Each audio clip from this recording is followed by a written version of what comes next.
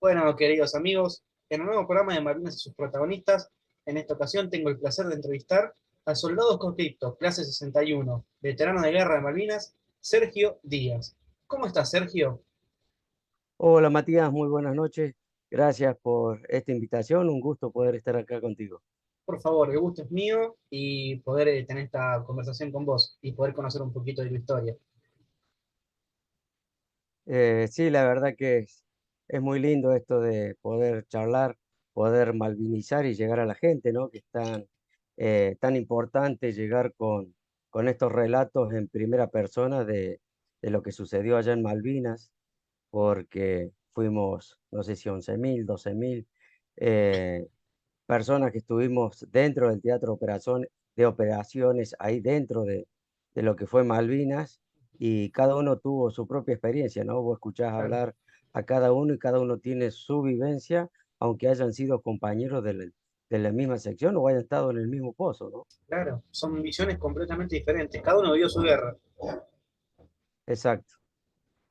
Y como siempre empiezo, para que la gente te conozca, el que está escuchando, te pregunto, ¿en dónde naciste y dónde te tocó hacer el servicio militar obligatorio? Bien, yo nací en Río Cuarto Ujú. el 8 de septiembre de 1961. Y me tocó hacer el servicio militar en el Regimiento de Infantería 25 en Sarmiento, que está en la provincia de Chubut. O sea que de Córdoba a Chubut, un cambio importante. Sí, de Córdoba a Chubut fue un cambio, primero que no sabíamos a dónde salíamos cuando nos incorporaron. Sí, eh, el distrito militar que nos corresponde es el que está en Holberg, que es una localidad, una pequeña localidad que está al sur de Río Cuarto. sí. Nos presentamos ahí en el distrito temprano, como a las 6 de la mañana, 7. Y bueno, no sabíamos hasta el mediodía si nos quedábamos ahí o nos íbamos. Y sucedió que al mediodía llegaron unos colectivos, nos dijeron que en ese embarcábamos, nos dieron unas bolsitas que era un sándwich y una naranja. Imagínate, febrero, 1 de febrero, eh, 2 de febrero, mejor dicho, con una temperatura de 40 grados, y subimos al colectivo sin saber a dónde íbamos. Cuando subimos nos dijeron, vamos a Córdoba. Llegamos a Córdoba y nos íbamos en dirección a Jesús María. Sí. Entonces digo yo, qué raro que nos lleven para allá. Se habían equivocado, estaban buscando el aeropuerto, ¿viste? El chofer del colectivo se equivocó. Así que volvió, agarró Avenida Japón y fuimos al aeropuerto, que a mí me sorprendió porque yo pensé que íbamos ahí al regimiento ¿cómo es? De aerotransportado. Sí. Yo digo, bueno, me voy a quedar en Córdoba. Pero no, no estaba esperando un avión que nos trasladaba al sur. Cuando llegamos al sur eran como las 6 de la tarde, ya estaba oscureciendo, mucho viento, mucho frío, lloviznaba. Y imagínate, nosotros de mangas cortas. Así que bueno, Sí. fue sorpresa cuando preguntamos dónde estábamos. No Y tenía ni estábamos idea. en Puerto Rivadavia. Así que subimos de nuevo a un colectivo, nos dieron una frazada, un sándwich y arriba de nuevo. ¿A dónde íbamos? No sabíamos. Y llegamos como a las 12 de la noche, 12:30, al Regimiento de Infantería 25. Pasamos por el fondo del regimiento, entramos por el fondo de una de las compañías. Sí. Ahí no nos desprendíamos de la frazadita que nos habían dado. Y a las 5 de la mañana, 6, ya se inició Diana. Ahí vimos que era un poquito ya, habíamos perdido la comodidad de la casa. El despertar fue con la voz de un sargento, ¿viste? Arriba, al pie de la cama. Y ahí empezó nuestra vida militar, ¿no? Qué cambio repentino, ¿eh? Fue un cambio rotundo porque, imagínate, estudiante del secundario que nunca había dejado mi casa, y de un día para otro aparecí en un lugar donde las reglas eran distintas, en donde cada uno tenía que obedecer las órdenes. Y bueno, empezamos a andar dentro de lo que es el regimiento. Y bueno, con algunos amigos conocidos de Río Cuarto, algunos compañeros de secundario, viste, que estábamos ahí en la misma. Así que bueno, eso nos llevó a tener un poquito más de confianza y bueno, compartir esos momentos. Y esto estamos hablando febrero del 82. Claro, el 2 de febrero de 1982 llegamos al Regimiento de Infantería 25. O sea que vos habías pedido prórroga entonces por los estudios. Claro, yo había pedido prórroga para poder terminar el secundario porque había repetido unos años, Sí. entonces te daban prórroga para terminar el secundario y después hacer el servicio militar. Por eso yo lo hice con la clase 63. Ah, eras uno de los más grandes. Claro, yo tenía 20 años. 20. Bien. ¿Y cómo fue a partir de ese 2 de febrero del 82, esos días? Y bueno, hubo momentos graciosos, hubo momentos en donde era todo nuevo para nosotros. Así que bueno, los primeros días era pasar frío, porque la mañana estaba frío, de mangas cortas. Íbamos al comedor así y volvíamos y bueno, todavía éramos reclutas. No, no éramos ni soldados ni teníamos la pinta de soldados. Así que bueno, después nos dieron la ropa, nos cortaron el pelo. Ahí tenemos una anécdota que no había peluquero. Preguntaron, ¿hay un peluquero? Estábamos formados, ¿viste? En el patio de armas. ¿Sí? Preguntan si hay un peluquero y no salía ninguno. Preguntan, ¿quién vive cerca de una peluquería? Yo, dijo uno, usted es el peluquero. Y no era muy difícil cortar, ¿no? Era cortarnos bien corto Ujú. y ya estaba. Lo que sí, en esa época se usaba el pelo un poco largo, Sí. tapando la oreja. Así que, bueno, nos sentíamos raros, imagínate. Habíamos perdido nuestra cabellera, nuestro peinado, nos dieron la ropa verde Estaban todos y ahí ya iguales. estábamos. Ya éramos un poco, viste, lo que se dice ser soldado. Y después, bueno, en el fondo del regimiento había unos talleres y ahí nos empezaron a separar de acuerdo al estudio, la especialidad que algunos traía, algunos eran secundarios, otros universitarios, que había arquitectos, ingenieros, abogados. Entonces, los iban teniendo en cuenta para ocupar después los puestos dentro del regimiento. Entonces yo le dije que tenía secundario técnico, Sí. que sabía dibujo técnico, pero que además practicaba karate. Y eso les interesó, Ujú. que había estado dando karate, era instructor de karate, y le damos defensa personal al personal de policía de Río Cuarto. Entonces eso me anotaron, me dice, no, dice, casualmente dice en la compañía Comando, tenemos un gimnasio y queremos que vaya a dar ahí, dice, karate. Después había otro compañero también de Río Cuarto que hacía judo y también lo eligieron para que estuviera en el gimnasio. Así que bueno, eso fue la primera parte antes de ir a instrucción. Después nos dieron instrucción, fuimos al vivac, que el vivac es un espacio cuadrado, un Sí. terreno donde se ponen las carpas y estaba todo rodeado de álamos y a los costados había campos con plantaciones de manzana. Así que bueno, la instrucción se fue realizando en esa área, ¿no? Estábamos cerca ¿cómo es? Del tiro federal, del polígono, mejor dicho. Ujú. Estábamos cerca del polígono y cerca del regimiento. Y ahí, bueno, lo primero que empezaron fue con el orden cerrado. Que el orden cerrado, viste, es cómo manejarse con los superiores. Ujú. Cuando te llamaban, tenía que decir soldado clase 63 y el nombre. Después empezábamos a conocer los saludos, saludo uno, saludo dos. ¿Qué más? Los grados. Teníamos que distinguir los grados de suboficiales, oficiales. Al mediodía salíamos a correr, a hacer gimnasia.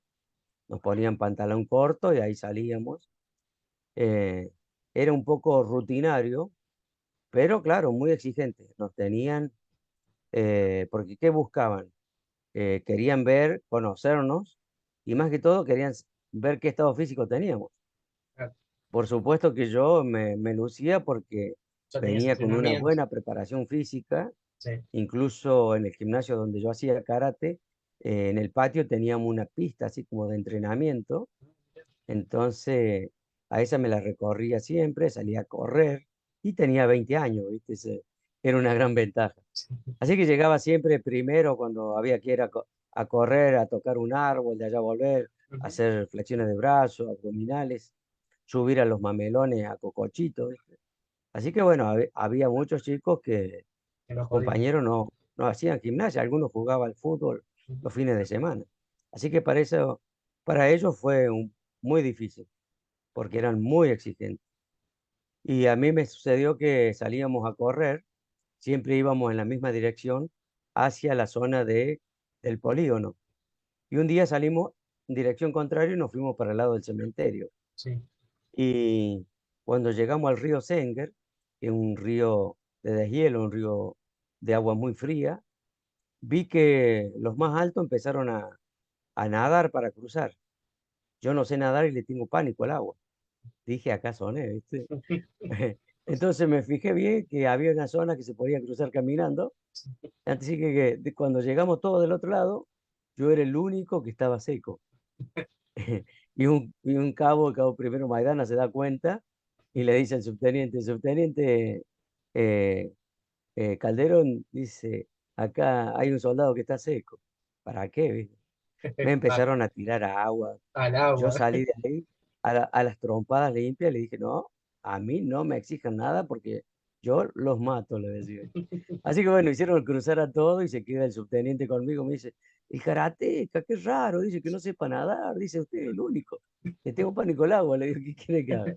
Dice, ¿pero sabe nadar algo? Sí, he ido a natación, pero nunca me solté del caño. Le digo. Bueno, dice, usted me agarra la mano, dice, pataleé, bracé y cruzamos.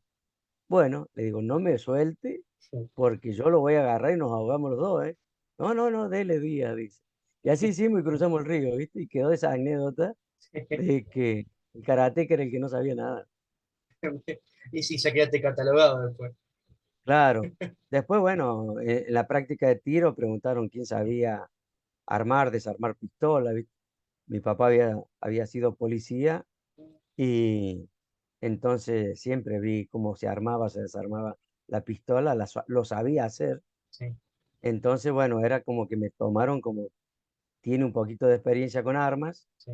y cuando teníamos que hacer los ejercicios nocturnos, me dieron una pistola descargada, pero la tenía que cargar para que escucharan el ruido. Ujú. Otro cargaba un FAL. Entonces, con el ruido tenían que distinguir qué tipo de ¿Qué arma tipo? era. Te entiendo. Esa era la instrucción que nos daban nocturna. Y después en el polígono también yo ya había practicado tiro porque formaba parte de la escuadra en el secundario que había campeonato de tiro con carabina Orbea en el polígono de Río Cuarto, entonces sabía tirar. Y cuando me dieron el FAL, tuve muy buena puntuación cuando tiramos al blanco. Ujú. Entonces era como que te iban viendo, ¿viste? De acuerdo a Con tu esto. capacidad, cómo manejaba el arma, que tenías conocimiento de defensa personal, que estaba en estado físico. Entonces era una cosa como que iban viendo quienes tenían una preparación ya para hacer la vida militar. Y así fue, por ejemplo, que al lado nuestro, yo estuve en la sección morteros pesados. A mí me habían puesto como operador de plancheta, que es el que hace los cálculos de tiro. Ujú. Y al lado estaba la otra sección, que era la sección de AOR. Y a los AOR lo habían elegido también por por el estado físico, por las características físicas. Eran todos altos, de 1,60 m para arriba, Ujú. la mayoría. Sí. Y ahí estuvieron con el teniente Esteves. Y ellos iban a salir como, era AOR, que es aspirante a oficial de reserva. Entonces la instrucción que ellos recibieron era mucho más estricta que la nuestra, porque cuando nosotros descansábamos a la Sí. tarde, ellos no, estaban siempre aprendiendo algo, le estaban dando teoría, O a sea la que noche los escuchábamos que andaban o se levantaban a la madrugada. se notaba la Fue, diferencia. fue una instrucción más fuerte, más especializada, porque claro, iban a ser oficiales de reserva Ujú. y además el teniente Esteves creo que ya conocía que con esos soldados íbamos a recuperar Malvinas. ¿Viste? Lo mismo sabía el teniente coronel, que con los soldados que estaba incorporando iban a recuperar Malvinas, pero no sabían en qué fecha. Probablemente iba a ser en mayo. Esa era la fecha que se hablaba. Por eso todo este tipo de entrenamiento un poco más exigente que lo normal.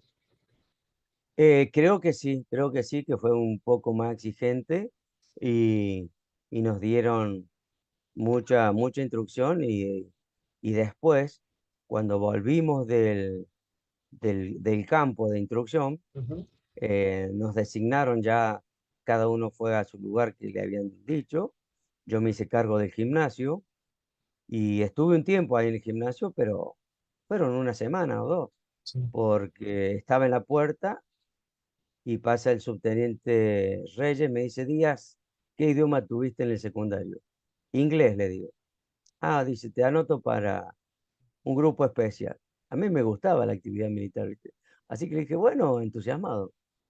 Y anteriormente a eso habíamos tenido también eh, una preparación que nos habló el teniente coronel Seinaldín, que era el jefe del regimiento, nos habló a la mañana y nos dijo que a las 2 de la tarde tenía que estar todo el regimiento listo para salir a defender las fronteras. Yo en ese momento estaba en morteros pesados, así que fuimos a buscar los morteros al fondo del regimiento, enganchamos los morteros en el camión, en el Unimog, cargamos cajones con municiones, fuimos, retiramos el bolsón porta equipo, ahí nos dieron más ropa, nos dieron otro equipo, preparamos las gruperas, que son las mochilas que van detrás, nos dieron todo el armamento, ¿Qué casco. fecha fue esto? Creo que eso fue como mediados de marzo, Mediados de marzo. mediados de marzo.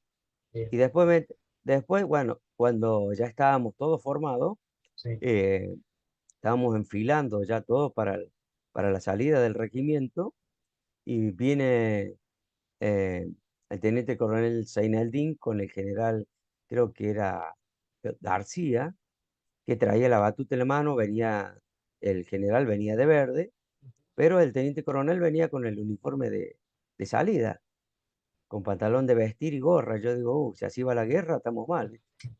Así que bueno, pasaron revista y nos dijo, muy bien, soldados, ustedes ya son soldados veteranos, esto ha sido un ejercicio, volvemos todo a su lugar. Imagínate, está ahí también pegado al regimiento, en el mismo lugar, está el barrio militar. Sí. Y los familiares, las mujeres de los oficiales, estaban también, algunas lloraban, otras estaban con una Bueno, este, intranquilidad y sí, sorprendida porque no sabían qué pasaba. exacto. Así que bueno, cuando nos dijeron fue nada más que un ejercicio, sentimos alivio y también renegamos un poco porque todo el esfuerzo que Hay habíamos que tenido, mover ¿no? todo eso. Pero cuando entramos nosotros después al regimiento, a la compañía, nos dijeron, ustedes no desarmen la mochila, dejen el bolsón como está. Entonces lo teníamos detrás de las camas, teníamos todo armado. Lo único que entregamos fue el casco y, y el fusil. Y así Mor- continuamos. Morteros Pesados está dentro de la compañía comando, ¿no? Estaba dentro de la compañía comando. Sí. ¿Y quién estaba a cargo de la compañía? A cargo de la compañía estaba el teniente primero Esteban. Ah, Él me designó ahí en el gimnasio. bien. Así que estaba muy piola ahí porque no hacía guardia. eh, Iba a comer cuando iban todos, Ujú. pero a la noche me quedaba hasta alta hora porque a veces estaban algún subteniente, algún oficial que iban a hacer un poco de gimnasia, le explicaba algo de defensa. Algunas noches también estuvimos con el teniente primero que iba a hacer bicicleta, soga, Ujú. bolsa hacían también. Así que me bañaba después cuando ya se habían acostado todos. Sí, Y esa era una ventaja, ¿no? De tener un poquito más de de tiempo. independencia. Sí. Pero claro, duró poco hasta que pasó el subteniente Reyes, me dice, Día, deja eso y vení para acá. Anda a retirar armamento. Retiramos armamento y nos fuimos al polígono, de nuevo a practicar tiro, Ujú. y ahí ya nos enseñaron el manejo bien de la pistola, y me dijeron, tu función va a ser granadero. Entonces nos dieron los PDF, que son una especie de cohete, unos pequeños cohetes que Sí. tira el FAL. Nos enseñaron cómo se utilizaba, qué dispositivo se ponía en la punta, que se llamaba tromblón, Ujú. eh, y todo el procedimiento que había que hacer para disparar con eso, que no se utilizaba una munición de guerra, sino era una munición parecida a la de fogueo, pero con mayor carga de pólvora, Sí, que eso era lo que hacía expulsar la granada. esa granada antitanque. Después nos enseñaron a usar también las granadas españolas, las M8 creo que eran. Ujú. eh, y estábamos detrás de un mamelón, dice, acá tiene I instantáneo, R retardo, se saca la chaveta, yo si la suelto explota, dice. Y cuando uno tira una granada, dice granada, y todos se tiran al suelo, dijo. Y dice, así que escucharon, ¿no? Cuando yo diga granada, se tiran todo al suelo. Dijo granada, nos tiramos al suelo y la tiró detrás de un mamelón, y ahí supimos lo que era el ruido de una granada. Eh, entonces, bueno, esa fue una de las últimas instrucciones que tuvimos, y después al otro día ya estuvimos formados de nuevo ¿cómo es? En el patio de armas, Ujú. y ahí hay varias fotos, incluso hay una foto donde me tomaron que salía el teniente Esteves, detrás nuestro estaban los AOR ahí al costado. Entonces, claro, íbamos a un ejercicio, nos habían dicho. Así que entregamos las ropas de cama, o sea, la frazada, la sábana, las entregamos porque nos íbamos y dejábamos el regimiento. Nos habían dicho que a las 11 de la noche salía. Así que comimos temprano, fuimos a comer al comedor como a las 8 de la noche, descansamos y a las 11 salimos ya con los bolsones, con el fusil y con pasamontaña. No llevábamos casco. Estamos Éramos a un grupo especial de tiradores. fines de marzo más o menos, Eso fue el 27 de marzo. 27 de marzo. 27 de marzo a las 11 de la noche. Bien. Así que subimos al Unimog. Había tres Unimog. Uno para la compañía Comando, que ahí salió la sección Gato. Otro que era la compañía B y la compañía A, de donde salieron la Bote y Romeo. La Romeo era al mando de subteniente Gómez Centurión, y la Bote con el teniente Esteves. ¿Y la gato? Y la Gato con el subteniente Reyes. Bien. Así que subimos al Unimog, nos sentamos atrás. eh, a mí me ayudaron a subir porque pesaba mucho el bolsón, pesaba mucho el fusil, y Sí. yo tengo 1,60 m, ¿viste? Así que me resultaba muy alto el Unimog, pero me ayudaban, y ahí me Ujú. trepé, bajamos la lona y no sabíamos a dónde íbamos. Era secreto, Sí. era una operación secreta. Pero ya yo la veía como medio difícil lo que íbamos a hacer porque llevábamos municiones de guerra. Llevábamos los 4 cargadores, llevábamos otro paquete de 80 municiones y llevábamos una ración para un día de combate. Era algo Entonces raro. dije yo, es raro este Ujú. ejercicio, ¿viste? Sí. Y después nos dijeron, vamos a un ejercicio en donde si nos tiran, tiramos. Peor todavía, ¿viste? Así que bueno, llegamos como a las 4 de la mañana, 5, a Comodoro Rivadavia.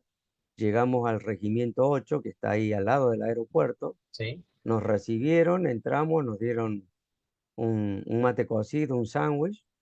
Y recuerdo que vino un oficial, me saludó, me da la mano, me dice, lo felicito, soldado, yo quisiera estar en su lugar.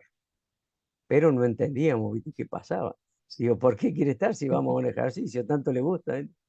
Eh, entonces pasó un avión, era un Boeing, y dicen, en ese viajamos nosotros, así que suban de nuevo. Subimos al Unimog, Ujú. llegamos al costado de la pista, al costado del avión, bajamos los bolsones, los subieron en la bodega, subimos al avión y nos sorprendió que este avión tenía asientos. No era como el que nos habían llevado, que no tenía asiento y íbamos sentados en el suelo, ¿viste? Sí. Así que bueno, con un uniforme nuevo, íbamos con boina, sentados ahí como si nos fuéramos de viaje. Y Seineldin que nos decía, soldado, esto es histórico lo que estamos haciendo. Y sacó algunas fotos que lamentablemente nunca aparecieron, No, no las pudimos ver. mira. Y bueno, salimos también sin saber a dónde íbamos. Cuando empezó a descender el avión, vimos que el terreno había cambiado, era más verde, ya no estábamos en la zona de la Patagonia. Y cuando descendimos, encontramos un chofer que era del regimiento, que estaba ahí. Le digo, ¿a dónde vamos? No, dice, vamos al puerto Belgrano. ¿A dónde estamos? En Bahía Blanca, me dice. No lo podía creer, ¿viste? Digo, de nuevo, el peligro para mí estar en el agua. Le tengo pánico al agua. Así que digo, bueno, vamos a ver qué pasa. Llegamos al puerto y bueno, era una película de guerra. Ahí yo ya empecé a vivenciar lo que era una película de guerra porque el movimiento que había de tropas, de camiones, ambulancias, con los guinches subían a los barcos, que después nos dijeron no digan barcos, es buques. Así que empezamos a ver todo eso y me dicen, dice el subteniente Reyes, en este viajamos nosotros. Y nos señaló, era el Cabo San Antonio, que era un buque de desembarco. Así que bueno, subimos al buque, nos llevaron al sollado, que vendría a ser el camarote, que eran todas camas cuchetas de lona, eran literas. Nos acomodamos por peso porque si el más pesado iba arriba, te aplastaba, ¿viste? Así que ahí nos acomodamos, nos dieron nos designaron cuáles eran los chalecos salvavidas, que no eran chalecos, eran unos chalecos de cuello nada más, con burbuja de tergopol. Y el mío estaba roto, por supuesto que perdía burbuja. Me decían, enano, no te pongas eso que te vas a hundir más rápido. Así que imagínate, ¿no? Y ahí encontré algunos amigos de Río Cuarto que estaban haciendo el servicio militar en Marina. Ah, Le pregunto, ¿para dónde vamos? Creo que vamos para el sur, me dice, ¿pero qué pasa? Y me dice, creo que hay problemas con los chilenos o con los ingleses. Nosotros hace una semana estuvimos haciendo ejercicio y ahora volvemos, me dice. Y ya estamos en fecha que nos den la baja. Así que bueno, era todavía una incertidumbre mayor. sí. Así que bueno, subimos, nos acomodamos, salió, zarpó toda la flota, comimos, que nos sorprendió que comíamos distinto a la comida del regimiento, así que comimos bien ahí, nos pusieron una película después de comer, íbamos viendo en la televisión, cuando sonó una alerta, como en las películas, ¿viste? Se prende la luz y se sentía una sirena, Sí. y pregunté qué pasa, no, dice alerta roja. ¿Qué significa? No, dice posible ataque aéreo, me dice. Oh, digo, ¿qué pasó? Así que bueno, digo, ¿qué hacen los de ejército? ¿Qué hacemos? Porque ellos sí ya sabían qué hacer. Sí, Había un porque- zafarrancho, cada uno iba a ocupar su posición y nosotros quedamos ahí en el comedor. sí. Y por los parlantes nos dijeron, personal de ejército dirigirse al sollado. Así que nos fuimos al sollado y ahí teníamos que estar alerta y preparados para hacer una eventual desalojo del barco Sí, si era inminente el el ataque. hundimiento. Sí, Así que nos pusimos el salvavidas y empecé a memorizar todo lo que teníamos que hacer, ¿no? Y bueno, después nos dijeron que no había pasado nada, que simplemente era unos aviones uruguayos que se habían acercado a la flota. Y así empezamos el viaje, todo novedoso, era un crucero para mí, era la primera vez y para muchos sí, era la pero, primera vez que estábamos en un buque. sí, Y bueno, pudimos estar en alta mar, salimos afuera, veíamos cómo las gaviotas seguían el barco y claro, y ahí tomamos dimensión de lo que es el mar, ¿no? Esa inmensidad ujú, que los barquitos parecían de juguete. Así que bueno, así transcurrió ese día y después, bueno, nos agarró tormenta el día 30. Día 30 empezó el barco ya a moverse, las olas que pasaban por arriba y no se podía salir, nadie podía salir afuera y cada vez fue más intenso, ya algunos no iban a comer. Yo me di cuenta que si iba a comer volvíamos agarrándonos de los pasamanos, ¿no? Porque eran muy, muy fuertes los movimientos. Me acostaba y de esa forma no me descomponía el estómago. Otros ya no iban a comer, andaban directamente. todos con las pastillas Dramamine para el vómito y los baños estaban saturados. Y después, bueno, los alerta por derrame de combustible en distintas zonas. Entonces se notaba que era una tormenta muy, muy fuerte. Y eso fue el 30 y el 31 también. El 31 fue más fuerte, el ruido que se sentía al oleaje, el agua que pegaba en las paredes de ese buque. Nosotros llevábamos colgados los fusiles que se golpeaban. Fue una travesía muy dura. Y cuando ya estaba mermando el 31, ahí hicimos una práctica de desembarco en anfibio, como para saber cómo subir y cómo bajar. Sí. Eh, y ahí vi que teníamos otro tipo de salvavidas, que son con unas garrafitas que vienen con gas a presión, parecido a los que se usan en los aviones. Ujú. Así que bueno, dije, tengo un salvavidas un poco mejor. Sí. Este, así que bueno, hicimos esa práctica y después, bueno, el 1 de abril a la tarde, ahí nos dicen que íbamos a recuperar Malvinas, hablan por los altos parlantes, Busser comunica cómo va a ser la operación y todo lo que está, viste que por suerte está grabado eso, está en internet, en Sí. YouTube. Y bueno, escuchamos eso, después hubo una misa y después estuvimos reunidos en el Sollado con el teniente coronel Seinaldín, que ahí nos explicó que lo que estábamos haciendo era un Histórico. hecho histórico. Y nosotros estábamos bastante preparados porque además de la introducción, el teniente coronel Seinaldín nos había dado una clase de geopolítica. Nos había reunido en el comedor del soldado Sí. y ahí con eh, tenía como un proyector que era para pasar filminas, explicaba lo que era la posición geopolítica en el Atlántico Sur de Malvinas, nos habló de la invasión inglesa, de cuándo había sido usurpada Malvinas, de las riquezas que había en la zona y por qué era un punto estratégico. Así que cuando nos habló de que íbamos a recuperar Malvinas, ahí nos cerró todo. La preparación, la historia que nos había dado, ninguno ignoraba a qué se debía y qué íbamos a hacer. Y es más, nos habló de tal manera la arenga que hizo que ya queríamos bajar. Pensábamos en nuestra familia, pero sabíamos que habíamos sido elegidos y como él nos decía, éramos elegidos por Dios. Así que después de eso nos dieron la misión. Y la primera misión era tomar la casa del gobernador. Aparecieron con una foto tipo tamaño A3, Sí. blanco y negro, en donde se veía la casa del gobernador de arriba, se veía de distintos lugares y nosotros nos designaron quiénes íbamos a ir. Yo quedé formando parte del grupo y sabíamos perfectamente que nos sacaban en helicóptero, nos llevaban detrás de la casa y por el frente iba a venir personal de la Armada. Entonces, eh, hacíamos una especie de tenaza y se iba a tomar la casa. Pero después, como a la hora, nos avisan que se suspendía esa operación porque con la tormenta se había roto una de las palas del helicóptero y se abortaba la misión y teníamos entonces, nos daban otra y teníamos que tomar el aeropuerto y teníamos 45 minutos para dejarlo operativo, porque después del desembarco venía el desembarco aéreo.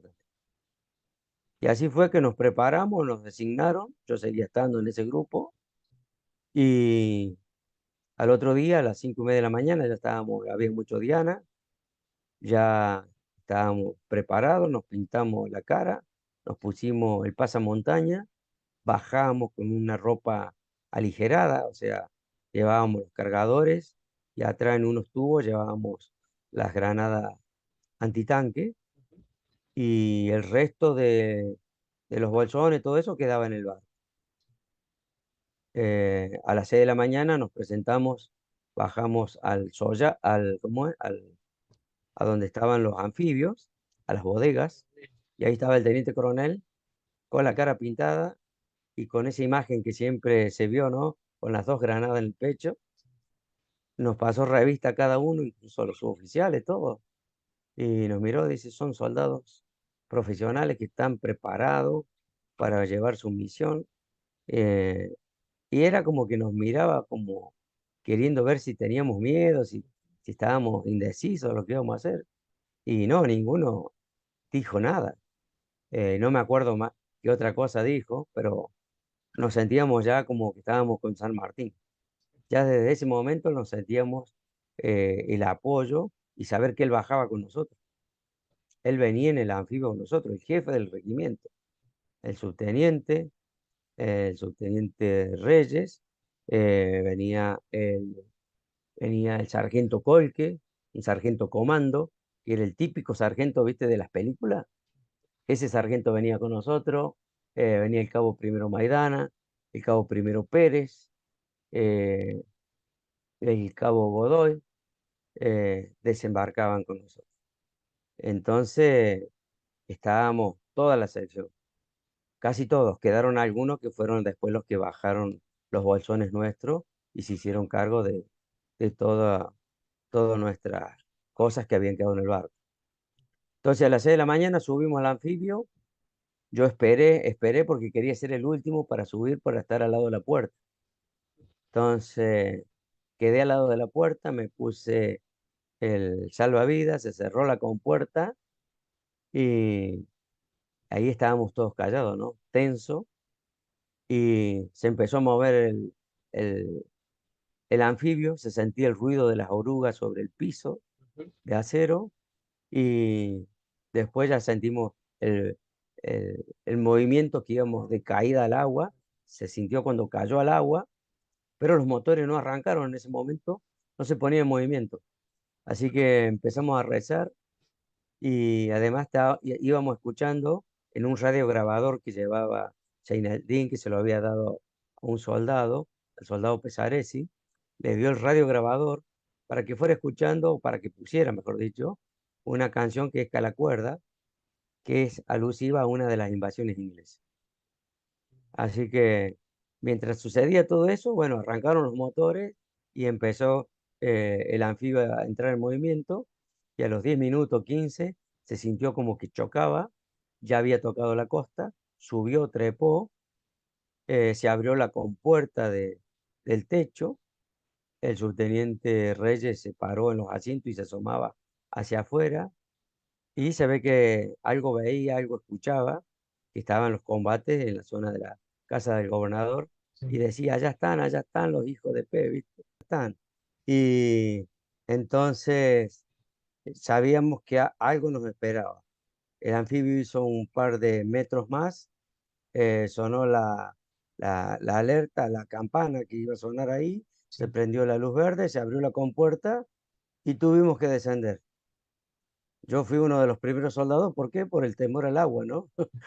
Yo tomé la precaución de estar cerca de la puerta, Sí. pero no pensé que iba a tener que bajar uno de los primeros. Ujú. Así que bajé yo, bajó el sargento Colque y el cabo primero Maidana, y siguieron todos, ¿no? Por supuesto. Eh, y la sorpresa fue que nos tiramos cuerpo a tierra y la isla se me movía para todos lados. Sí. Entonces, bueno, me di cuenta que estaba nervioso, empecé a respirar, a hacer una gimnasia de respiración para calmarme Ujú. y empezamos a caminar y ya sabíamos por dónde íbamos a ir, quién se iba a ir quedando al costado de la pista. A mí me tocaba quedar en la cabecera de la pista, así que íbamos avanzando. Mientras lo íbamos haciendo, empezaba a amanecer, las primeras luces del día, veíamos que había una zona con muchas piedras al costado. Caminábamos y notamos que la pista tenía camiones de esos que cargan el combustible. Sí. Los aviones estaban cruzando la pista, máquinas viales, como para que no fuera utilizado. Ujú. El resto del grupo siguió caminando. Con nosotros también bajó una persona encargada de las comunicaciones que subió a la torre de control y empezó a operar. Y con el mismo anfibio que desembarcamos empezaron a correr los vehículos y en ese momento, cuando lo estaban haciendo, viene Seineldin del fondo, que había un faro y ahí habían capturado unos ingleses, no sé si eran 3 o 4 ingleses que se habían entregado y los llevaban detenidos. Y mientras nosotros íbamos avanzando, se escuchaba el ruido de los disparos y los combates que se libraban en la casa del gobernador. Hubo algunos cañoneos también navales, Sí. como para intimidar, y nosotros también pudimos ver el destello de los lanzacohetes que tiraban los ingleses.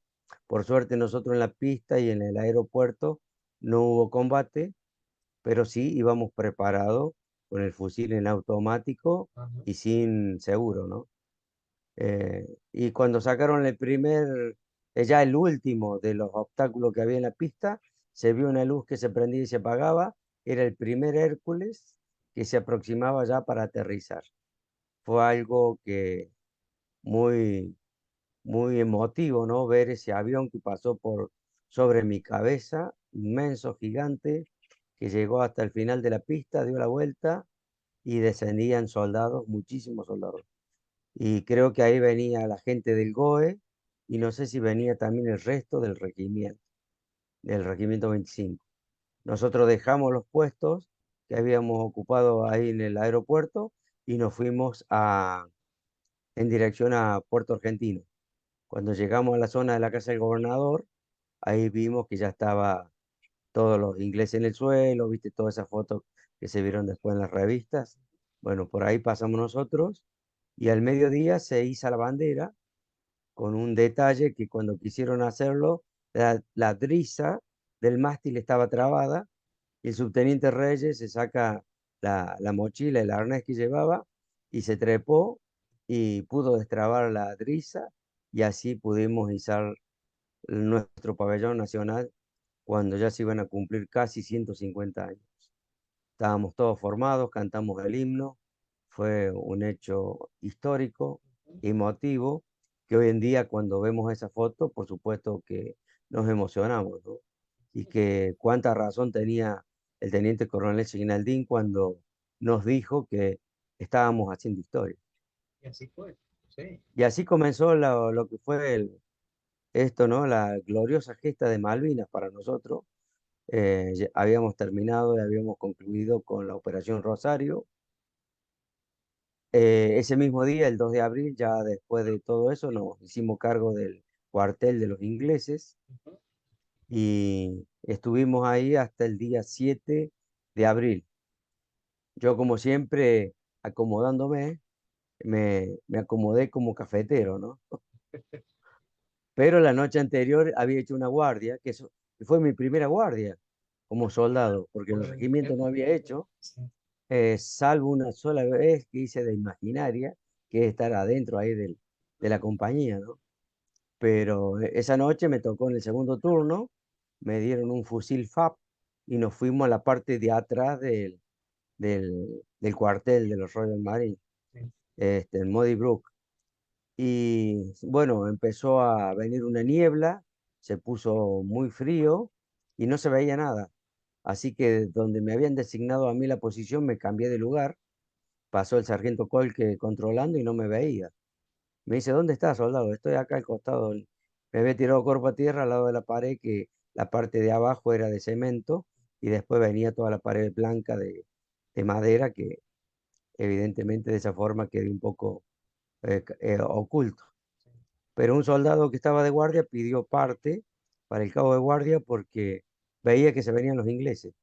Había unos 25 ingleses, soldados que se habían replegado para atrás de Muddy Brook y no sabían si iban a volver a la madrugada. Ujú. Entonces con Reyes y dos soldados más nos fuimos a ver qué pasaba y Reyes dice, me voy a adelantar, ustedes miren, si yo disparo tiren, pero no tiren donde yo estoy. Así que quedamos cuerpo a tierra, se adelantó Reyes, de allá volvió, dice, no, no se preocupe que lo que están viendo son ovejas. Así que bueno, fue un alivio Sí. muy grande Sí. de que no tuvimos que disparar ni entrar en combate en ese momento. Y así estuvimos hasta el día 7 de abril, en donde el teniente coronel nos despide, nos saluda y nos vamos a Darwin. En Darwin llegamos y ocupamos una escuela que había entre Ganso Verde y Darwin. Era una escuela de campo, una escuela bastante grande, de 2 plantas. Y claro, cuando llegamos nosotros pensamos íbamos a estar igual que en el cuartel de los ingleses, ¿no? Dale.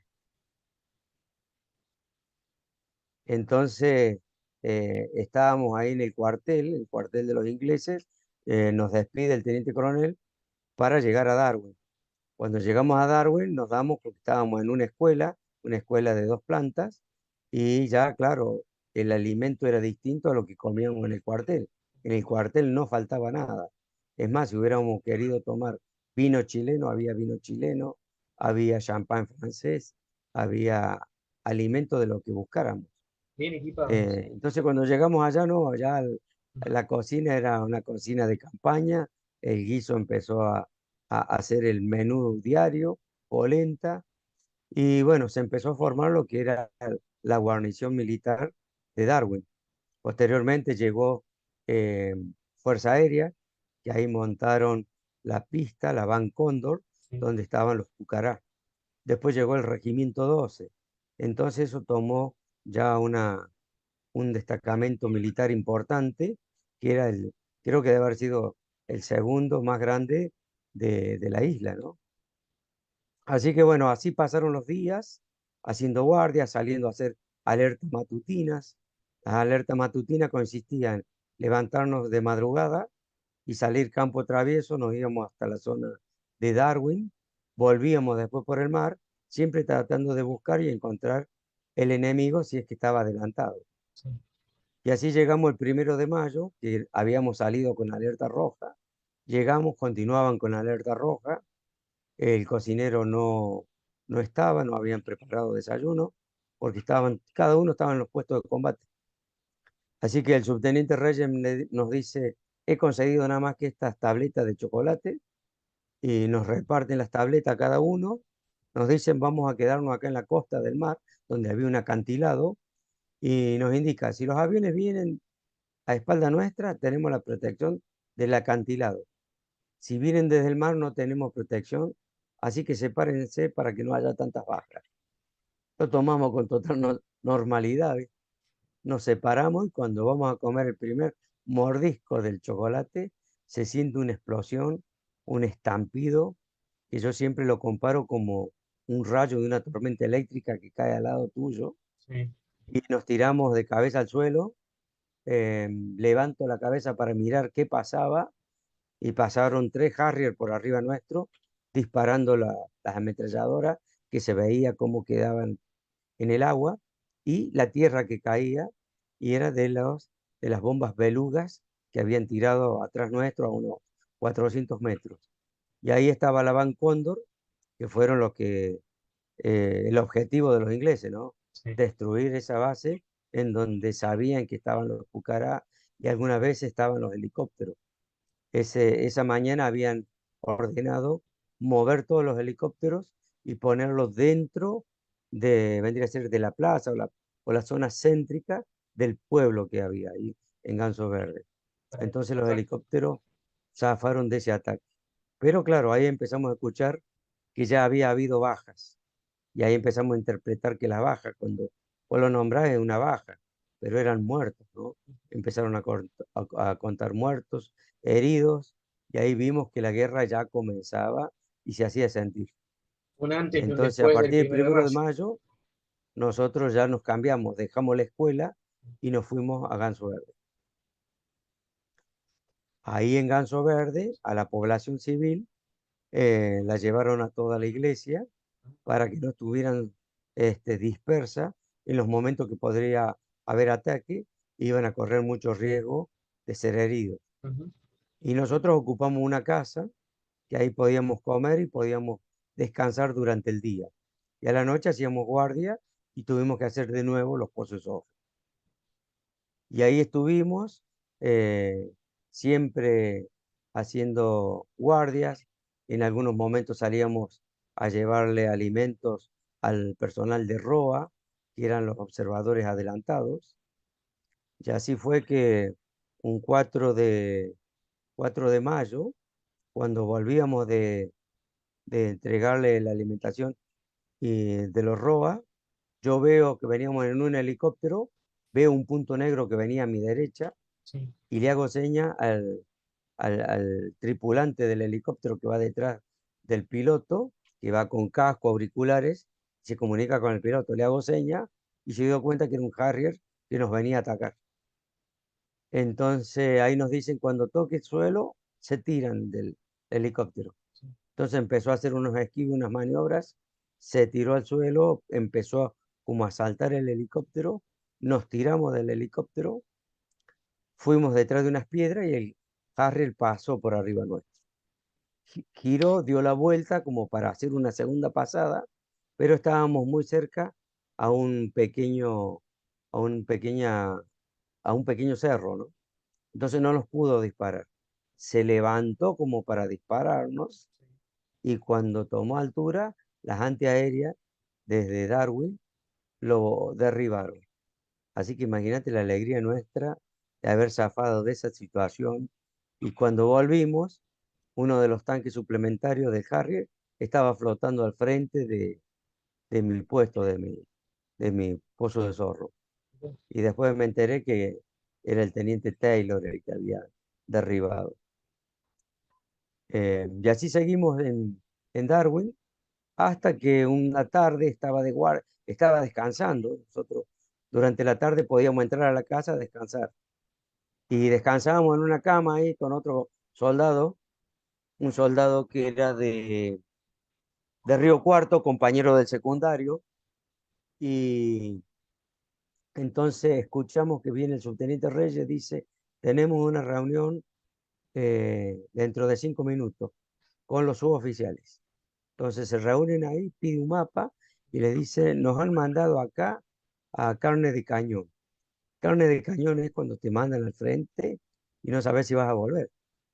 Así que con Cabral escuchábamos, con Walter escuchábamos ahí qué es lo que decían y entonces comentaban entre ellos, nos han dado esta misión, dice, no sabemos si volvemos, escriban la última carta, dice, y que no se den cuenta que los soldados de que estamos asustados o que no sabemos si volvemos.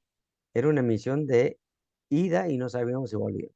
Fuerte. Así que bueno, le dije a Cabral, no digamos nada, porque si se enteran que nosotros sabemos y Mm, que divulgamos eso, sí, chao. estábamos muertos todos. Además, no servía de, de dar esa novedad que no sabíamos, era incierta, ¿viste? Uy, Y así pasaron los días hasta el 17 de mayo. Dice, ahora nos vamos, agarren los bolsones.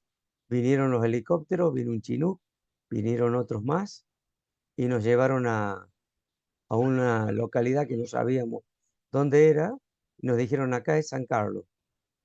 Y la misión que llevábamos era de dar la alerta temprana. Y ahí eh, se dividió en dos zonas. En la zona de San Carlos y al norte, creo que a 7 kilómetros, estaba la altura 234, se llamaba esa posición, o la posición Güemes. Y ahí había dos cañones y dos morteros que apuntaban al ingreso del canal de San Carlos. y O en sea que ese, estábamos bien al norte. y en ese viaje, ¿qué viajó toda la sección de ustedes? Fuimos toda la sección. Fuimos la sección Sí. y hubo gente que nos sirvió de apoyo del Regimiento 12, que eran los artilleros, Mm. y un sargento, Sargento Fernández, y alguien más que no me acuerdo el nombre, de un cabo enfermero que se unió con nosotros y pasamos a ser el grupo de combate Güemes, al mando del teniente primero Esteban. ¿Y aproximadamente Ento- cuántos hombres eran ustedes? y aproximadamente 60, 60 hombres más o menos. sí, Ah, en donde 40 quedábamos en Darwin, digo, en San San Carlos, Carlos, y 20 quedaban allá en en la altura altura. 234, y de ahí nos íbamos rotando. El primer grupo lo llevaron en helicóptero junto con la artillería, pero claro, era un lugar muy inhóspito, no había absolutamente nada. Y entonces más de 2 días no se podía estar. Estábamos un día, pasaban una noche, iba Sí. otro grupo y los reemplazaba. Yo Mucho fui en el desgaste. segundo reemplazo, y ese día pasó un barco, pero no se animaron a tirar con los cañones porque no sabían, no se veía nada. Se escuchó el ruido nomás de los motores. Sí. Y estábamos con el subteniente Vázquez, Ah, del 12. exacto, del Regimiento 2. Sí. que era un subteniente recién recibido, y él estaba al mando en ese momento de esa posición. Al otro día vuelve el reemplazo para nosotros, y cuando llega era el subteniente Reyes, que llegaba a reemplazarnos. Nosotros volvimos Ujú. y a la noche del 21, eh, escuchábamos cómo le disparaban el cañoneo naval y para nosotros era la altura de 234. Se habían tratado de comunicar, pero no pudieron hacerlo porque no funcionaron bien las radios. Y ahí fue cuando pasó la flota y Reyes disparó con los morteros, que los Sí. morteros tenían menos propagación del disparo, entonces no se veía de noche tanto Ah, para no como los delatar la cañones 100. posición. Claro. Entonces tiraron con los morteros, pero fue suficiente para que escucharon el ruido y apuntaron para dónde había sido y Y le empezó dieron. ese cañoneo naval. Y ahí desembarcó un grupo de comando SAS y ahí entraron en combate. ¿Ustedes de Y San Carlos escuchaban todo eso? escuchamos el ruido porque el cañoneo naval, con el silencio de la noche, se sentía Ah, una explosión detrás de otra. Boom, boom, boom, boom. Y ellos cuando tiraban sí. era como que iban arrasando, ¿sí? Arrasaban la zona. Ajá. Y, y después fue el silencio total y no se escuchó más nada y eh, no hubo comunicación por radio. Sí. Que esa es otra gran historia después que podés eh, llamarle, te voy a pasar los teléfonos de quienes estuvieron en la altura 234, que es digna de ser escuchado Por el favor. relato de esa gente que quedó nada más que con lo puesto, no Sí. quisieron entregarse, no quisieron rendirse y estuvieron campo traviesa desde el 21 de mayo hasta el 13 de junio. Y los ingleses que ya los tomaban y que los alcanzaban y se pasó de todo. Ujú. Eso es otra parte también de la historia de lo que se vivió ahí. Y nosotros quedamos ahí en San Carlos, intranquilos por ese ruido. Se hizo la guardia normal. A mí me tocó en el segundo turno, ¿no? Y cuando estaba por amanecer, y todavía debe haber sido, no sé si amanecía a las 6 de la mañana, puede haber sido a las 5 cuando Sí. yo escuché ruido a máquinas viales, sentía ruido a motores. Pero el cabo enfermero que estaba de guardia con nosotros me dice, no se preocupe, soldado, que esos ruidos son en la otra isla. Eh, en la isla, en la Gran Malvina. Ujú. Pero claro, yo quedé intranquilo y justo se levanta el cabo primero Pérez, que era mi jefe directo, y le digo, mi cabo primero, ¿puedo ir a ver qué son esos ruidos? ¿Qué ruido? Me dice. Y escuchó un ruido como a máquinas, cuando están las máquinas viales arreglando la calle, una Sí. cosa así. ¿Qué se sentía a lo lejos? Sí, me dice, anda con Escudero, que era mi pareja de combate. Subimos corriendo un cerro, porque San Carlos está entre dos cerros, no se Sí. podía ver hacia el mar. Y cuando subimos con escuderos, lo que vimos fue espantoso para nosotros porque, claro, estaba un buque blanco, fragatas alrededor, helicópteros que estaban geoestacionados y los lanchones que tocaban la costa. Y empezaba a amanecer. ¿Vieron el desembarco de lleno? El desembarco de lleno estaba ahí y Bien. se venían donde estábamos nosotros, se venían a San Carlos, al poblado ahí. Era Entonces, 40 hombres, por lo que nos contaste.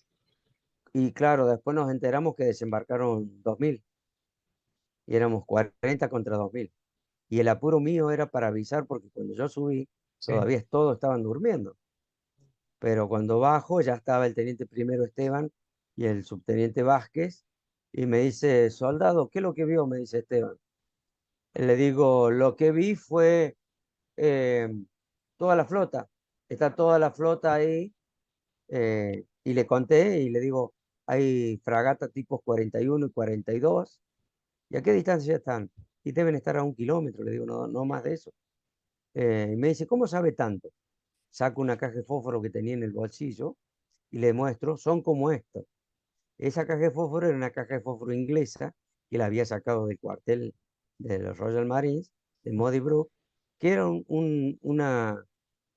¿cómo es? Una caja de fósforo provista por la NATO. Ujú. La NATO o la OTAN tiene siempre lo que son los dibujos de las De los barcos. embarcaciones de la propia tropa, ¿no? Sí. Para distinguir lo que son sus barcos. Entonces, por eso yo sabía que eran tipo 41 y 42.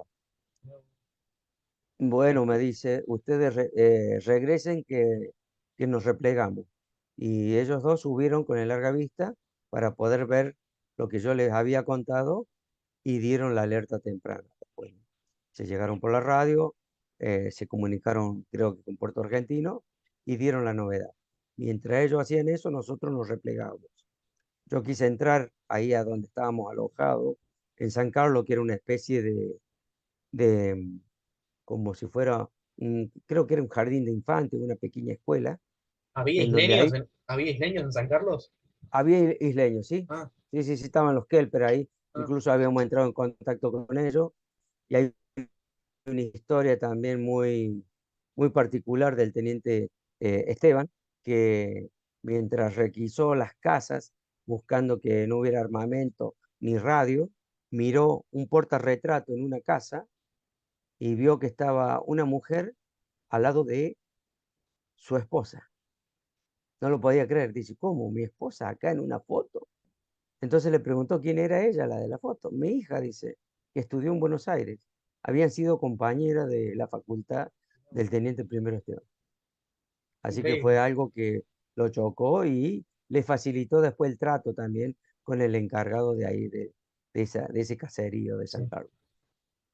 Entonces, bueno, después que, la historia oficial que se escuchó fue que un atribulado soldadito cordobés el 21 de mayo dio la alerta al teniente Esteban y le mostraba una caja de fósforo fragata, que en realidad no era fragata, viste, la caja de fósforo fragata es con vela. Así que después de varios años me pude poner en contacto con el teniente primero y le conté, viste. Entonces, dice, la verdad que no me acordaba. Obvio que después de 40 años y Sí, malos nervios de ese momento, imagínate. obvio. Así que bueno, pudimos solucionar ese malentendido que a mí no me gustaba porque, claro, había pasado tanto tiempo y menoscabando. Para mí me sentía mal porque decía, no, no era una caja de fósforo fragata. Ajá. ¿Cómo lo voy a decir? Son igual que esto, ¿viste? Así que bueno, después de eso siguió el repliegue y no pude entrar a sacar. Yo tenía para sacar del bolsón un larga vista que había sacado de una casa de ahí, de los Kelper, que era un binocular muy bueno Sí. con muy buena potencia que nos hubiera servido mucho para distinguir el desplazamiento inglés y distinguir los helicópteros que andaban por la zona. Después tenía también una cohetera descartable que la había sacado del cuartel de los ingleses. Y por supuesto que tenía las cartas y tenía un diario que estaba escribiendo yo. Que estaba dentro de una Porque, casa. claro, estaba dentro de esa casa y estaba en Ah, el bolsón y no me dejaron entrar. No, dice, vamos, que nos vamos, no tenemos tiempo, no tenemos tiempo. Y salimos con lo puesto. sí. Y cuando empezamos a replegarnos, los Kelper le indicaban a los ingleses hacia dónde nos íbamos. Empezaron a tirar cañoneo naval y a 600 metros, 400 metros, venían corrigiendo el Bien. tiro. Sí. Y en un momento aparece un helicóptero pequeño que era un Gazelle, y el teniente primero nos ordena que esperáramos, esperen, esperen, se aproximó y estuvo casi arriba nuestro. Ujú. Dijo fuego libre y empezamos todos a disparar. El helicópterista se ve que se sorprendió y cayó al costado de ahí del río San Carlos. Emprendimos el repliegue ya corriendo por los cerros, hicimos un cambio de posición hacia otro cerro que había a la izquierda nuestro y apareció otro helicóptero de la misma característica, pero ese ya estaba prácticamente arriba nuestro Los y estaba buscando.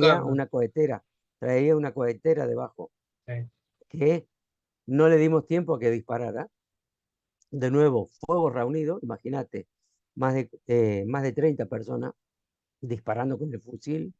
Teníamos en nuestros cargadores, teníamos una munición trazante, una perforante y una común. Y el cargador lo teníamos otro atado con cinta al revés porque se terminaba, ya nomás cambiábamos rápido si teníamos que cargar. Y así fue que seguimos corriendo, apareció un tercero que también le disparamos Otro y ese se Gacel. fue humeando, otro Gacel. Y después apareció un cuarto que ese era el más grande y ya traía colgando un chinguillo, se llama, que traían ya la defensa, iban poniendo la defensa de lo que después vimos nosotros en fotos, que eran a las antiaéreas que venían y depositaban para defender y empezar a hacer el desembarco efectivo, ¿no? Y ese helicóptero se fue humeando también. No pudo descargar su carga. Entonces empezamos a correr porque dijimos acá se nos vienen con todo, porque le habíamos provocado un daño Muy y importante, obvio. no sabíamos cuál era la reacción. Te Pero hago, evidentemente te hago la preocupación, la una pregunta preocupación de sobre. los ingleses era Sí. hacer la cabecera de playa. Y después escuchamos Ujú. un avión que pasó y ahí se escuchó el ruido de las defensas antiaéreas de las fragatas, un ruido terrible, y entonces eso nos dio tiempo a nosotros para alejarnos más del lugar. Y después nos enteramos que ese avión era el que tripulaba el,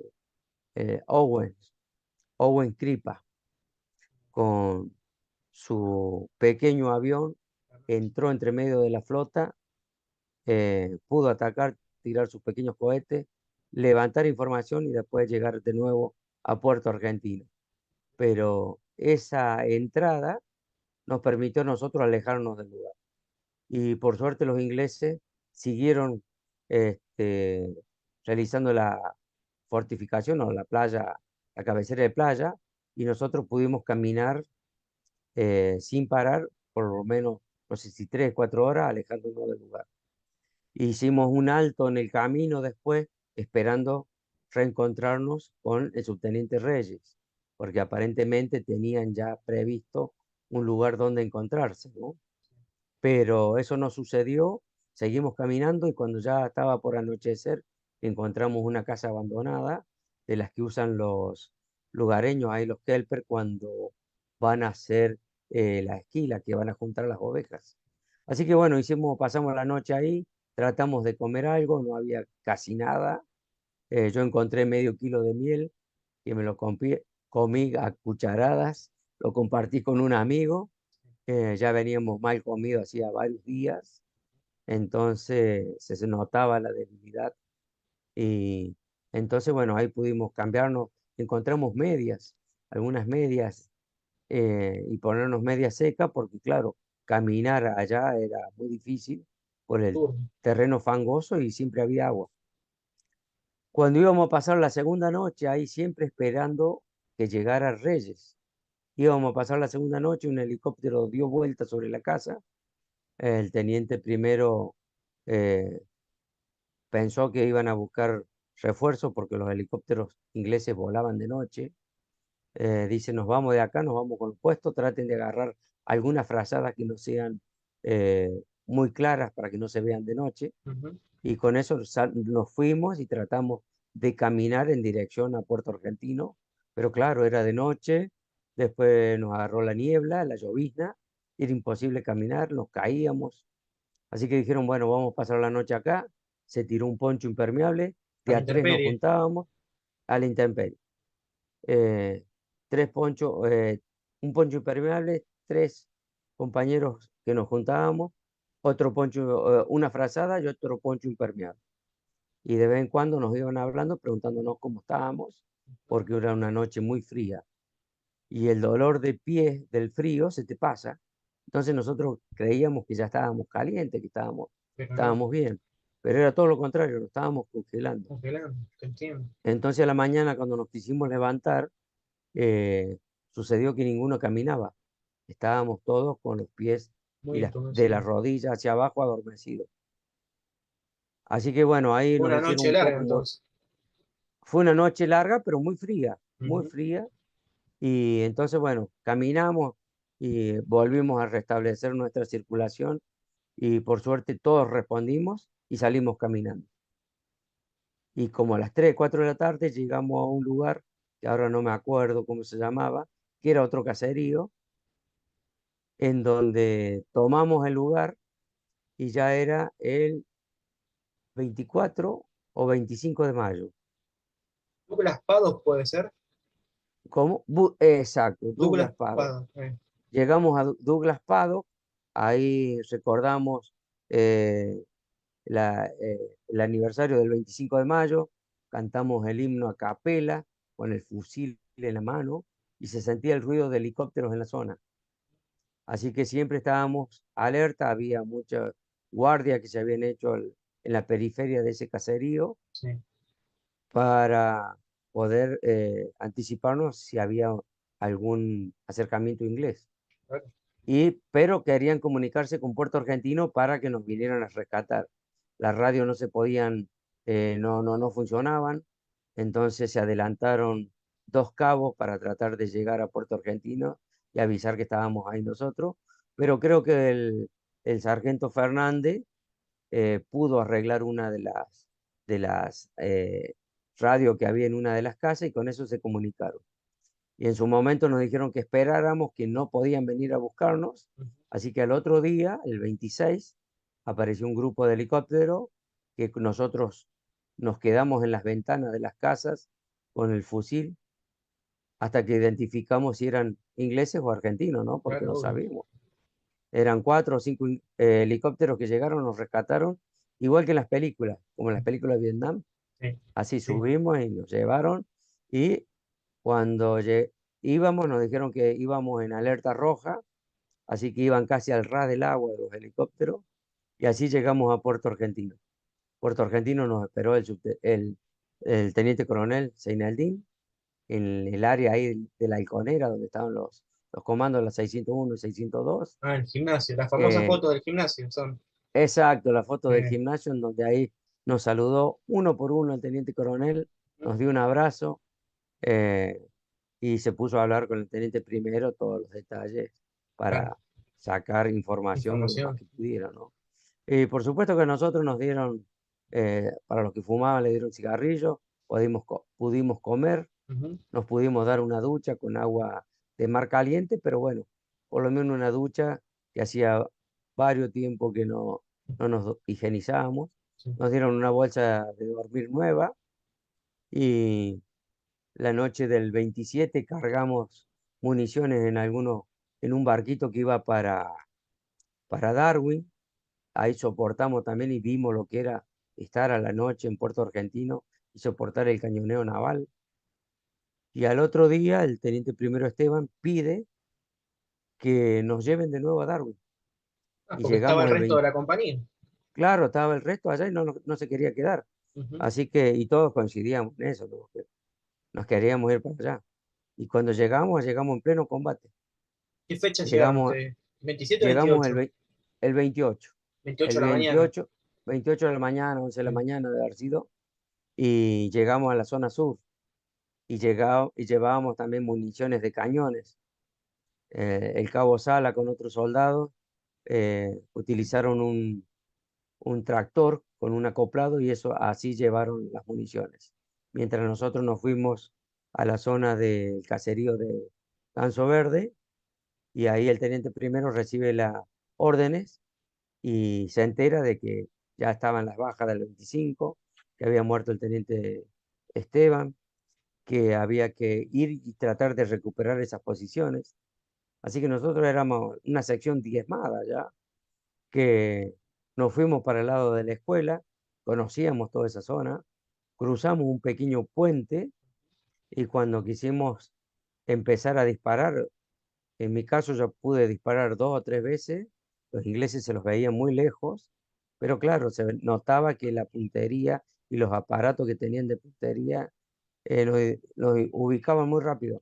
Entonces empezamos a sentir el golpe de las municiones alrededor nuestro y ordenan el repliegue.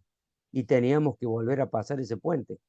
Ese puente era un lugar de muerte si pasábamos todos juntos. Así que por suerte el cabo Primero Pérez, que tenía una formación, este, que ya no sé si era comando o estaba en eso, pero dijo, no, pasan de a dos. Entonces de a dos pasábamos corriendo y sentíamos el ruido de las municiones que pegaban en las maderas de la escuela. Así que yo tenía problemas para correr porque los portacargadores me pegaban en las piernas y ya mis piernas no daban más. Así que crucé caminando, dije lo que se haga, lo que Dios quiera. Y muchos pasaban al lado mío y me decían, dale día, corre, corre. Y así llegamos después al acantilado abajo donde habíamos estado el 1 de mayo. Y ahí nos encontramos con el subteniente Gómez Centurión, que quería contraatacar. Nos, nos juntamos y tratamos de ir por ahí, por el costado, y no, enfrentamos, tratamos de asomarnos. La cantidad de disparos era muy superior a la nuestra, entonces estábamos ahí muy encerrados.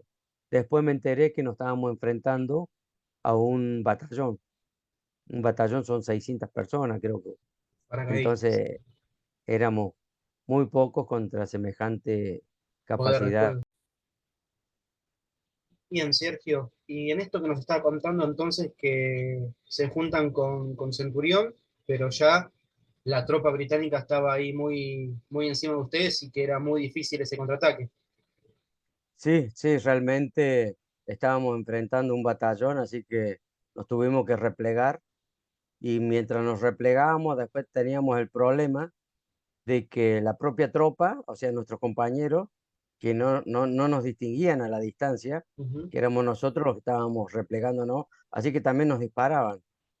Todo Hasta que cruzado. pudimos sacar, yo en mi caso saqué un pañuelo que tenía, viste, que se veía algo blanco, mostraba el pañuelo como para que se dieran cuenta que éramos propia tropa, y así pudimos llegar hasta la zona de Goose Green.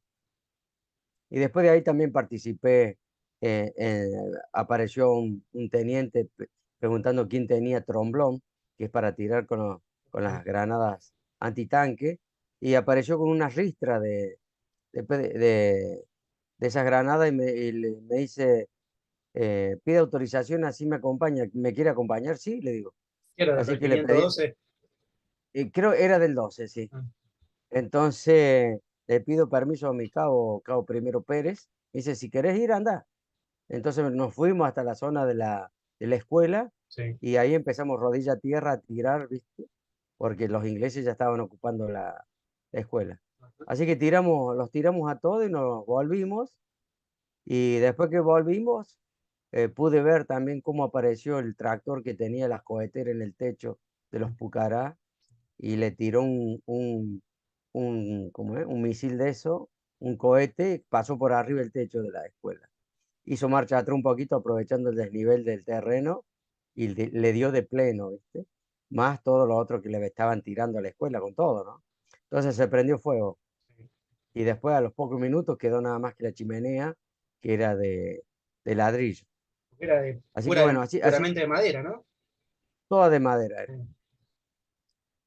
Así que así continuaron los combates hasta que después ya llegó la noche, hicieron un cese de fuego y al otro día ya nos dijeron que nos íbamos a rendir, que firmaban el cese y que iban a respetar el Tratado de Ginebra.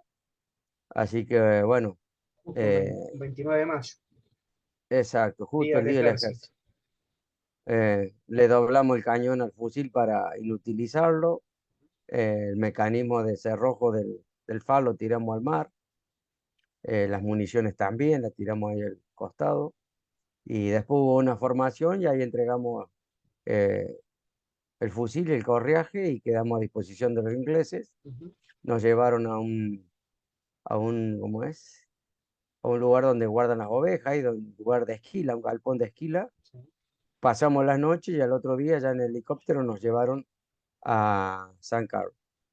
Llegamos a San Carlos y ahí estuvimos como en una especie de campo de prisioneros y cuando ya empezaba a nevar, nos sacaron de ahí y nos llevaron al establecimiento propiamente dicho, un frigorífico de San Carlos que estaba calefaccionado, entonces pasamos la noche ahí, nos pidieron permiso, incluso le, le pidieron autorización si nos dejaban dormir al lado de como una bomba de, no sé si de 400 libras era, argentina que no había explotado.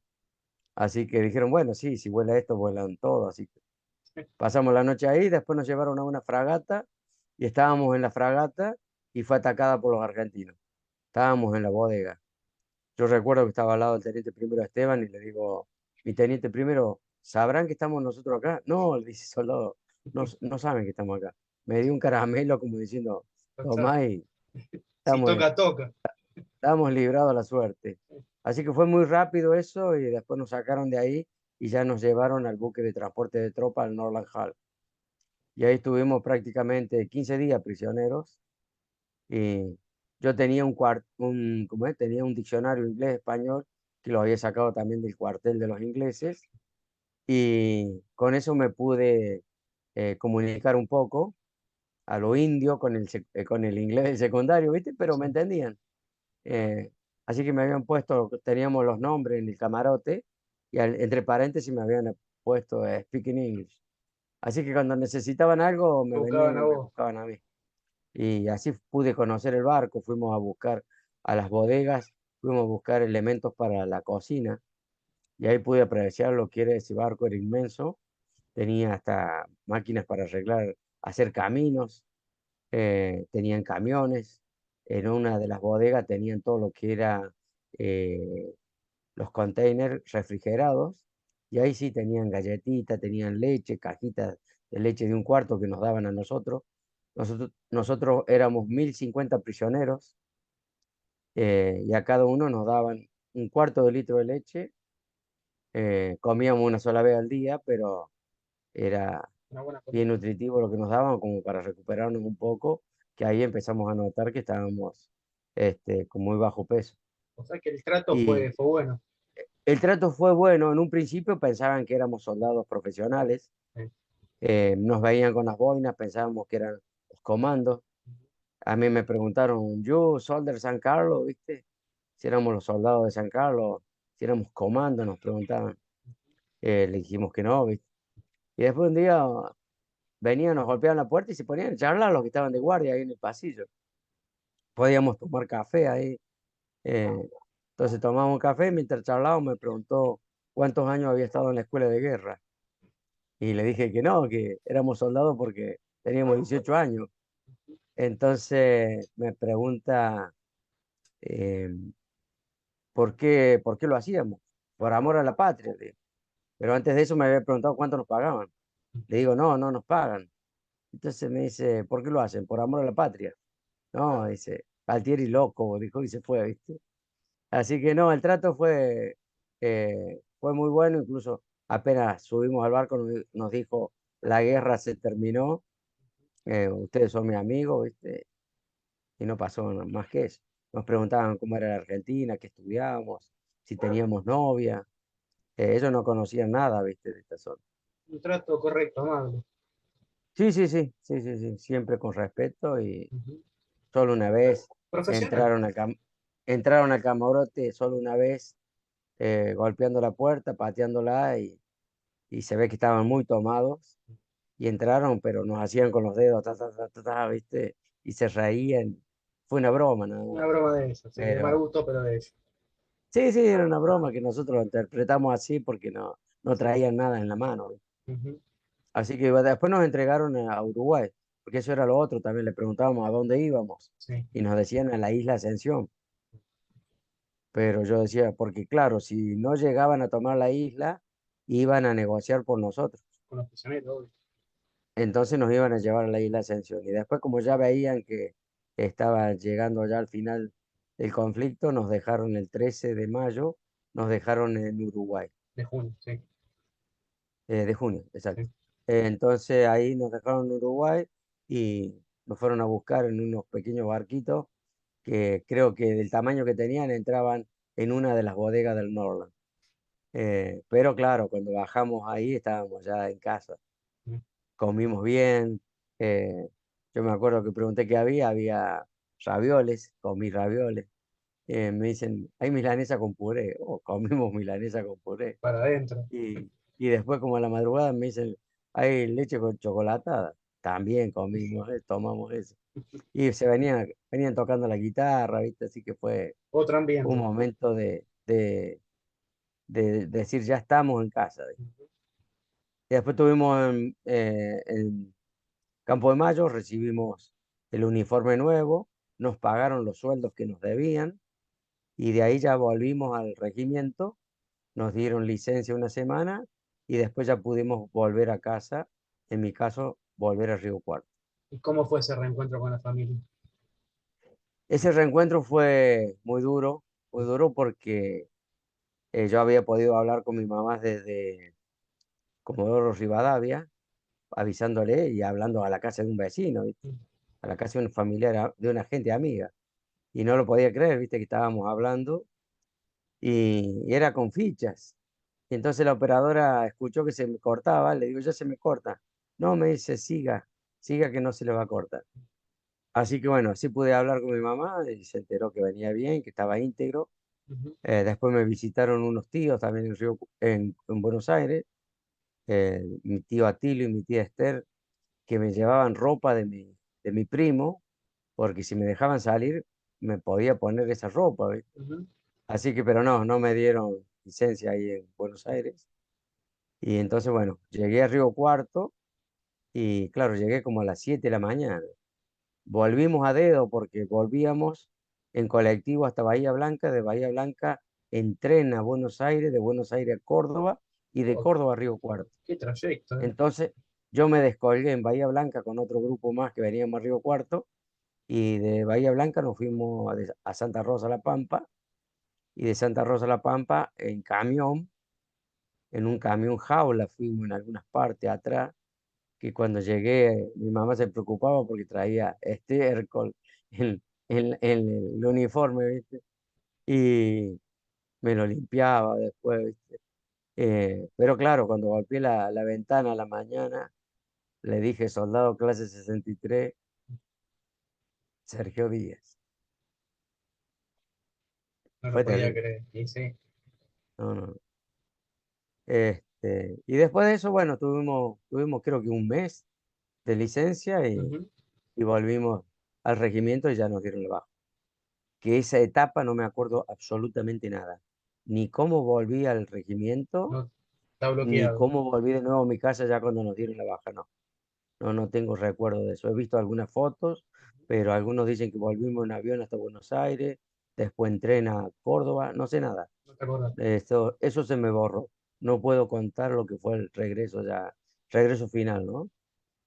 Pero siempre nos queda en el recuerdo ese grupo, ¿no? Ese grupo que fuimos de valientes, Ujú. de patriotas, con valores, con esa convicción de defender a la patria. Sabíamos que hacíamos el servicio militar durante un año y que la colimba no era la guerra, ¿no? Que a nosotros nos tocó ir a la guerra. Pero claro, con una causa justa, que era recuperar nuestro patrimonio, recuperar nuestra soberanía, porque si no lo hacíamos se cumplían 150 años y de usurpación inglesa y perdíamos los derechos internacionales a reclamar. Por eso siempre nosotros participamos, en mi caso sigo malvinizando, tengo un programa de radio que aquí en Córdoba va por la 101.9 y por internet va por la cadena 102 Argentina y se llama Malvinas Tierra Argentina y lo que busco es esto, ¿no? Lo que estamos haciendo nosotros en este momento, eh, Matías, que es contar en primera persona para que se sepa lo que se hizo Exacto. y que no fue en vano, Ujú. porque Malvinas tiene distintas aristas, ¿no? Fue lo que fue en el 82, lo que fue durante estos 40 años y lo que representa hoy en día.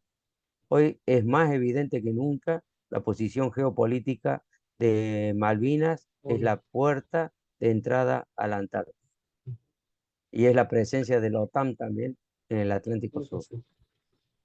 Y ellos Así que bueno, lo saben. siempre recordamos a nuestros héroes, Ujú. nuestros queridos 12 héroes del Regimiento de Infantería 25 que quedaron allá como centinelas permanentes, ¿no? El regimiento Y entregó su cuota de sangre. sí, sí, fue el teniente primero Esteban, el teniente Esteban, post-mortem teniente primero, el soldado Carrascul, el cabo Castro, el soldado Zavala, el sargento García, el soldado Austin, el soldado Allende, el soldado Ortega, el soldado Cabrera, el cabo Oviedo, el cabo Ávila y el soldado Giraudo. Eh, Todos ellos siempre los 28 de mayo nos juntamos allá en Sarmiento, Ujú. viajamos de cualquier manera, alguna vez ya lo hemos hecho en colectivo del ejército desde Córdoba, pero nos juntamos para rendirle un homenaje y están siempre en nuestros corazones. Es la única Y la manera sección, de no olvidarlos. sí, claro, hay que mantener viva esa gente que Ujú. entregó la vida por la patria. Exacto. Y muchas veces hay que explicar qué es lo que es la patria, ¿no? Ujú. Porque la patria somos todos y son los que vendrán también. Como en 1982 nosotros combatimos por la patria y en ese momento era una generación como tu caso que no estaban todavía, que hoy están ligados a esta causa. Y esto tiene que tener continuidad porque es nuestro, el territorio hay que volver a recuperarlo y tenemos que llegar a ser una gran nación, porque hoy en día estamos en una situación límite como nación. Así que es muy bueno eso, recordar de lo que fue la gloriosa gesta de Malvinas y lo que es defender a la patria, ¿no? Y si me da unos segunditos, te cuento, Sí, te claro. nombro cada uno de los que integramos la sección Gato, ¿no? Sí, Con claro. el teniente coronel Seinaldín, que era el jefe de la unidad. eh, el jefe de la compañía era el teniente primero Esteban. El jefe de la sección era el subteniente eh, Roberto Reyes. Después los jefes de grupo, el sargento Colque, el cabo primero Maidana, el cabo primero Pérez, el cabo Godoy, el cabo Salas y el cabo Cano. Y los soldados eran José Alarcón, Almonacid, Víctor Amarante, Sergio Baudraco, Fernando Bergero, Víctor Bertone, Walter Cabral, Víctor Carletti, Daniel Cepeda, César Clot, Juan Cosaro, quien les habla Sergio Díaz, Oscar Escudero, Sergio Fassi, Raúl Freire, Rito Gauna, Gabriel Macei, Carlos Moyano, Eduardo Murúa, Daniel Noel, René Oporto, Diego Pesaresi, Porfirio Rivas, Carlos Rodríguez, Víctor Rodríguez, Juan Esquisato, José Varga, Sergio Velázquez, Daniel Vélez y Fernando Vélez, la mayoría del sur de Córdoba y algunos de Comodoro Rivadavia. Es- Esa gente fueron los que formaron la sección Gato, ese grupo de combate, como fue la Romeo y como fue la Bote, que Ujú. formaban la sección, la compañía C en Darwin. Perfecto, la verdad, con esta última mención de toda la sección, fue un placer poder entrevistarte, conocer tu historia y la historia de todos ustedes. Sí, realmente es una historia que nos tocó vivirla y la cumplimos. Cumplimos nuestras misiones eh, y aquí estamos para contarla para que permanezca en el recuerdo de todos los argentinos. Así que nos despedimos con un viva la patria. ¡Viva la patria! Muchas gracias, Sergio. No, por favor, un fuerte abrazo. Muchas gracias.